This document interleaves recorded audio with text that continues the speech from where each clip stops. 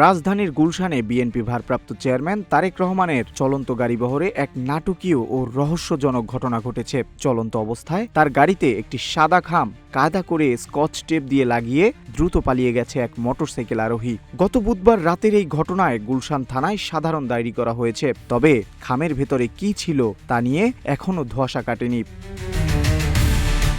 গত বুধবার রাত আনুমানিক 11:40 সময় গুলশান 65 নম্বর সড়ক দিয়ে নিজের কার্যালয় থেকে বাসায় ফিরছিলেন বিএনপি ভারপ্রাপ্ত চেয়ারম্যান তারেক রহমান। তার সাথে ছিল নিজস্ব নিরাপত্তা দল বা সিএসএফ। ঠিক সেই মুহূর্তেই ঘটে এই অভাবনীয় ঘটনা। কিউব হোল্ডিংসের গল্পে সেই রেখাটি আঁকা হয়েছিল আজ থেকে 1 যুগ আগে। নকশাই আমাদের ভাষা। Cube holdings limited. নিরাপত্তা বেষ্টনী ভেদ করে হঠাৎ একটি দ্রুতগামী মোটরসাইকেল ঢুকে পড়ে গাড়িবহরের ভেতরে। আরোহী চলন্ত অবস্থায় তারেক রহমানের বুলেট প্রুফ গাড়ির গায়ে একটি সাদা খাম স্কচ টেপ দিয়ে আটকে দিয়ে মুহূর্তের মধ্যেই সেখান থেকে সটকে পড়ে। আকস্মিক এই ঘটনায় হতবাক হয়ে যান নিরাপত্তারক্ষীরাও।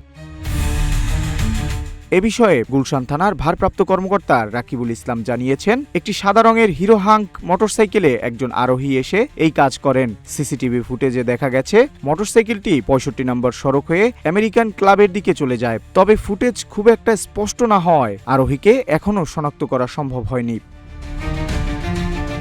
ঘটনার 4 দিন পেরিয়ে গেলেও রহস্য কাটছে না ওই খামটি নিয়ে। খামের ভেতরে কি ছিল কিংবা মোটরসাইকেল আরোহীর উদ্দেশ্য কি ছিল তা এখনো নিশ্চিত নয়। পুলিশ বলছে খামটির ভেতরে লেখা কি ছিল বা কি ছিল সেই তথ্য এখনো তাদের জানায়নি বিএনপি নেতার নিরাপত্তা দল।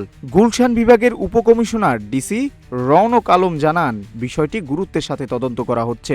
খামটি বর্তমানে তারেক রহমানের নিজস্ব নিরাপত্তা দল সিএসএফ এর হেফাজতে রয়েছে।